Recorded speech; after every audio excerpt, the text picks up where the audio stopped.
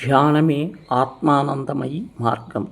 ఉరుకుల పరుగుల జీవితంలో ఒక పక్క ఉద్యోగాలు చేస్తూ కూడా ఇంటి పిల్లల బాధ్యత సమర్థవంతంగా నిర్వహించగలగాలంటే నేటి మహిళలకు మనశ్శాంతి కావాలి. మానసిక శాంతిని అందించగలిగే మార్గమే ధ్యానమని మహిళలు సంపూర్ణంగా ఆరోగ్యానికి తోడ్పడే అద్భుతమైన సులభతరమైన ధ్యాన ప్రక్రియ లోకానికి అందించారు ఆత్మానందమయి అమ్మ.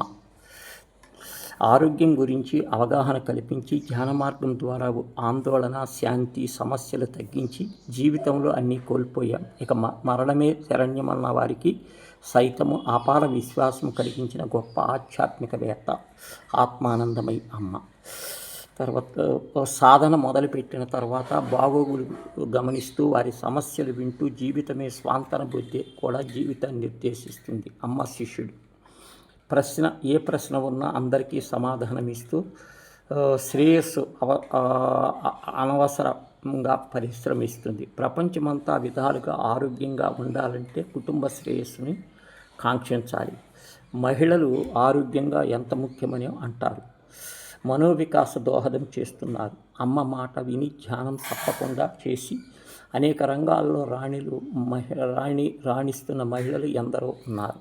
డాక్టర్లు, పోలీసులు, ఐఏఎస్లు, ఐపీఎస్లు, క్రీడాకారులు, కళాకారులు, గృహిణులు, ఇలా ఎందరో. ధ్యాన మార్గంలో నడిపించేందుకు జన్మించిన కారణ జన్మలకు పూజ్య ఆత్మానందమై ఉన్నత కుటుంబంలో సత్ సంస్కృతి సాంప్రదాయాలు పెరిగారు. అమ్మ సైకాలజీలో ఉన్నత విద్యను అభ్యసించారు. 2005 ప్రతిరోజు బ్రహ్మ ముహూర్తంలో ధ్యానం చేయటం అమ్మకి అలవాటు. గురువులు ఆమెకు దర్శనమిచ్చారు.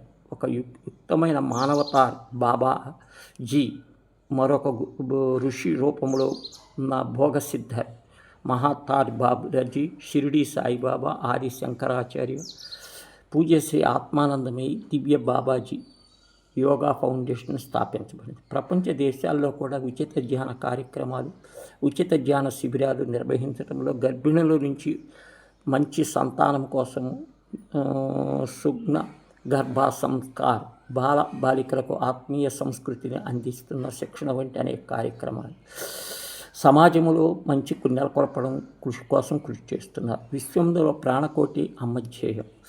సనాతన ధర్మములో సత్యాలు అంతరార్థమైతే ఉంటుంది. చాలా సరళంగా వివరిస్తారు. అమ్మ కఠినమైన కాన్సెప్ట్ కాదు, లక్షలాది మంది హృదయాలను కదిలిస్తున్నారు. ప్రతి సంవత్సరము ఫౌండేషన్ ద్వారా 3 విశిష్ట కార్యక్రమాలు. ఫిబ్రవరి మాసంలో మహాశివరాత్రి వేలాది మంది పాల్గొంటారు. లింగోద్భానములో పూజ్య ఆత్మానందమయ్యి అమ్మ చేస్తున్న విశేష కృషికి అమెరికా, ఆస్ట్రేలియా, దుబాయ్ వంటి ప్రత్యేక సత్కారాలు జరిగాయి. తర్వాత బాబాజీ అందించిన పవిత్రమైన మనుషుల్ని క్రియాయోగ సాధన భావితరాలకు అందించడం ఎంతో కృషి చేస్తున్నారు. ఆరోగ్య సమస్యలకు బారి పడకుండా అందరూ ఆరోగ్యంగా ఉండాలని కోరుకుంటున్నారు. ప్రతి ఒక్కరూ సాధన చేసేందుకు వీలుగా చక్కటి ప్రకృతిని ఆవరణలో ధ్యాన మందిరాల నిర్మాణాన్ని కూడా చేపట్టారు. అమ్మ సేవ ఆదర్శవంతం తెలుగువారికి గర్వకారణం.